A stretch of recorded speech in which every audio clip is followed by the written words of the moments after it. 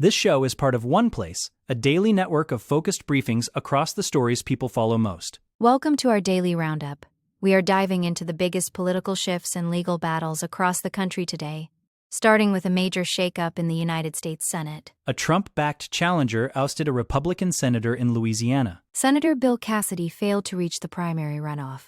Voters face massive confusion after sudden Louisiana election changes. New receipts challenge Eric Trump's claims about family investments. Critics warn of a new era for Southern representation. Trump's ambitious building projects face a tough congressional path.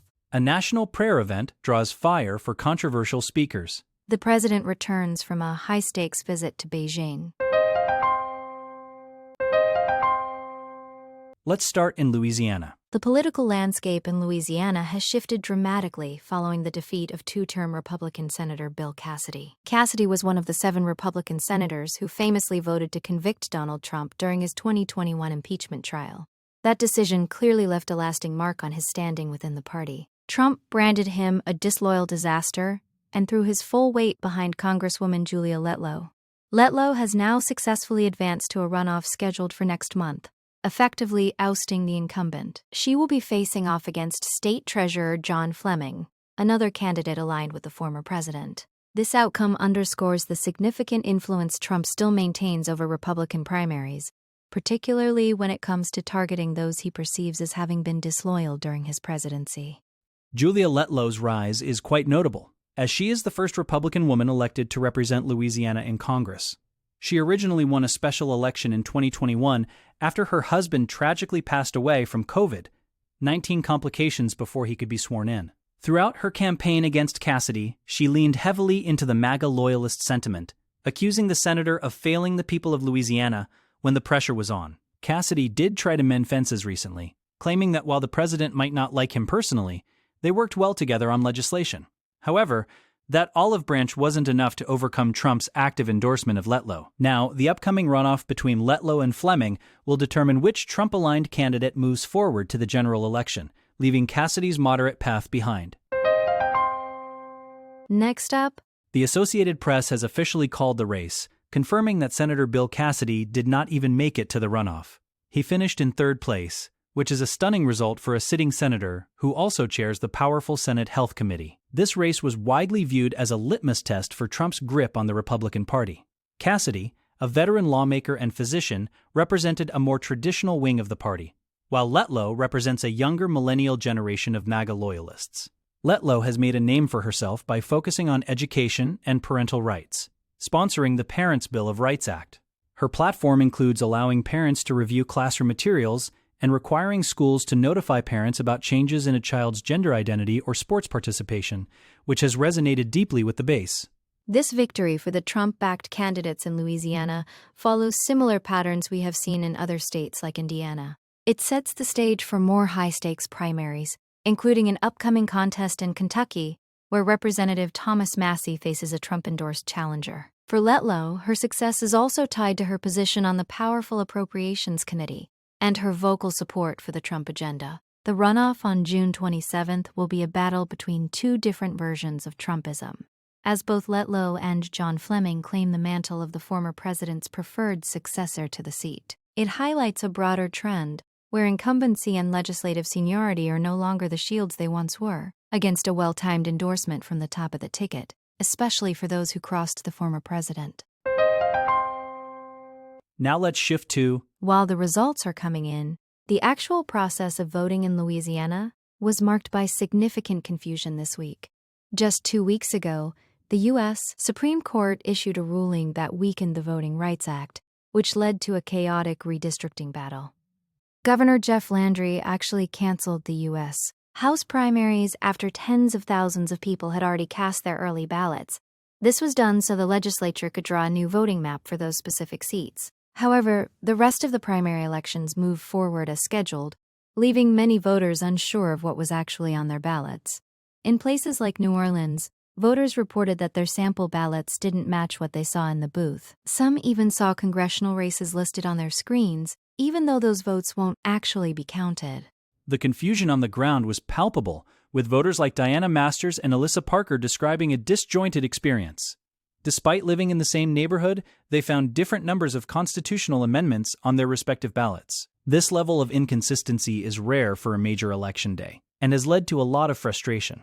The Gulf States newsroom reported that the heat and humidity only added to the tension as people tried to navigate these last-minute changes. The core of the issue stems from the redistricting fight that was reignited by the Supreme Court's decision. Because the House races were postponed but the Senate and local races were not, the state ended up with a bifurcated system that many citizens found nearly impossible to follow. It raises serious questions about voter turnout and the clarity of the democratic process moving forward. Moving on. In Washington, Representative Don Beyer is calling out Eric Trump over claims regarding the former president's financial assets. Eric Trump insisted on social media that his father's assets are held in a blind trust that does not engage in buying or selling individual stocks. However, Beyer posted what he calls the receipts, linking to a 113-page financial disclosure form signed by Donald Trump himself. According to this document, Trump engaged in over 2,000 individual stock purchases this year alone, including 15 separate transactions involving Nvidia stock. These trades totaled millions of dollars. The timing is particularly sensitive because these purchases occurred just days before the Commerce Department granted Nvidia permission to sell advanced computer chips to China.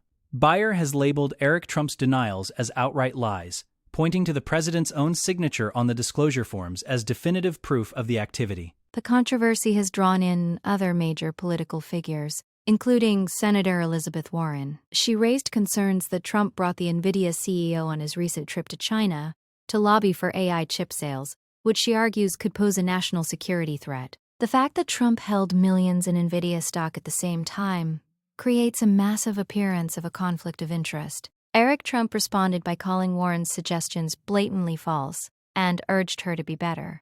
But the disclosure forms tell a different story. The documents show that Trump signed off on these trades just 1 week before arriving in China. Critics are now comparing this to past political scandals, suggesting that the level of potential corruption here is unprecedented. It brings back long-standing questions about the transparency of the Trump family's finances and the effectiveness of their supposed blind trust. Next, the Supreme Court's recent decision in Louisiana versus Calais is being described by some as the start of Jim Crow 2.0. This ruling has essentially allowed southern states to roll back black political representation by eliminating majority black districts. For decades, the Voting Rights Act required states to draw maps that did not discriminate against minority voters, but that protection has been severely gutted. Now, states like Alabama, Louisiana, and Tennessee are on a fast track to replace black majority seats with white majority ones. Advocacy groups like Fair Fight Action and Black Voters Matter estimate that upwards of 19 black majority seats could be eliminated across the South. This isn't just limited to Congress. It affects state legislatures, judiciaries, and local councils. Critics argue this is a coordinated effort to solidify white Republican power by dismantling the progress made since the Civil Rights era. Tennessee State Representative Justin Pearson has been a vocal critic, calling this a campaign of racist redistricting in retribution. He compares the current situation to the end of the Reconstruction era, when white Southerners used legal and violent means to seize back control of the government. The historical parallels are striking, as the 14th and 15th Amendments were originally intended to integrate formerly enslaved people into the political process. However, the Supreme Court is once again narrowing the scope of these protections. Beyond the immediate loss of seats, there is a broader concern about the long-term impact on pluralistic government in the South. If minority communities lose their ability to elect representatives of their choice, it could lead to a significant decline in political engagement and a return to a much more exclusionary system of governance that many thought was a thing of the past. Now to President Trump is pushing for some massive new construction projects in Washington, D.C., including a 22,000-square-foot ballroom and a 250-foot-tall arch across the Potomac River. The arch, which would be the tallest in the world, is intended to sit near the Lincoln Memorial. While the administration has tried to justify the ballroom with security concerns, Trump has reportedly admitted that the arch is primarily a celebration of himself. This has created a significant headache for congressional Republicans, who are wary of the optics and the cost. Senate Majority Leader John Thune reportedly made an exhausted noise when asked about funding the project, stating it isn't something they are currently contemplating. However, ongoing lawsuits might actually force the administration to seek formal congressional approval and appropriations, which would put Republican lawmakers in a very difficult political position. The White House argues that the arch would enhance the visitor experience at Arlington National Cemetery and serve as a landmark for American history. But the legal battle centers on whether the president has the authority to erect such a massive structure without an act of Congress. The Justice Department has suggested that if lawmakers appropriate the funds, it would provide the necessary express authority. This situation highlights a core tension in Trump's second term: the extent to which he can bypass traditional legal hurdles to achieve his personal goals. For many, this isn't just about a ballroom or an arch. It's a test of executive power and the willingness of the legislative branch to act as a check. As the lawsuits proceed, the focus will remain on whether the law or the president's personal ambitions will ultimately shape the landscape of the nation's capital. Next up, a major religious event on the National Mall is drawing scrutiny for its choice of speakers. The event, titled Rededicate 250, is billed as an apolitical jubilee to celebrate the country's anniversary. However, many of the featured speakers have a history of making bigoted comments toward Catholics and Muslims. For example, Eric Metaxas, a prominent MAGA acolyte, has previously called Islam incompatible with American values and labeled it as evil. He has also attacked Pope Leo XIV, calling his words Marxist garbage.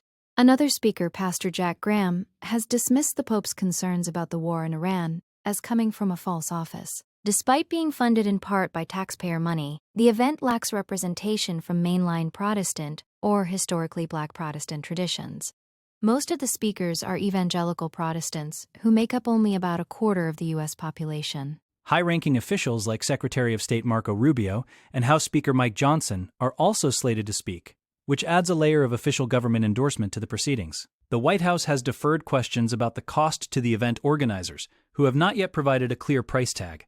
Critics argue that using public funds for an event that features such divisive rhetoric undermines the idea of a national celebration for all Americans. The inclusion of only a few non-evangelical speakers, all of whom serve on Trump's Religious Liberty Commission, further suggests a narrow partisan focus rather than a broad interfaith gathering. As the event approaches, the controversy highlights the ongoing debate over the role of religion in public life and the administration's close ties to a specific, highly conservative segment of the religious community.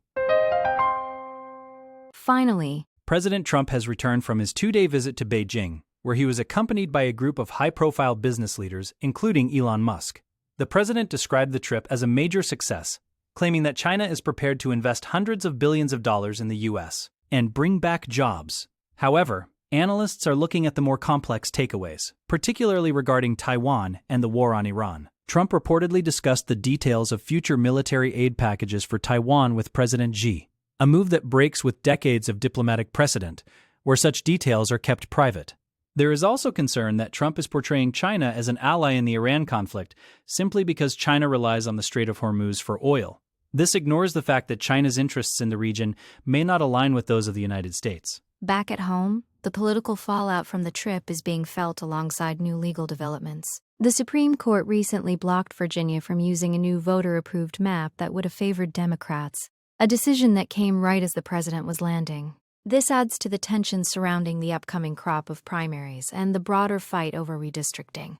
While Trump focuses on trade deals and international investments, the domestic landscape remains incredibly volatile. Protests are planned across the country in response to these various court rulings and the administration's foreign policy shifts. The visit to Beijing may have produced some optimistic soundbites about economic cooperation, but the underlying geopolitical and domestic challenges remain as sharp as ever. The next few weeks will be critical, as the impact of these international discussions and court decisions begins to settle into the daily lives of Americans. That wraps up our briefing for today. Thank you for joining us for this deep dive into the stories that matter. We will be back tomorrow with more updates.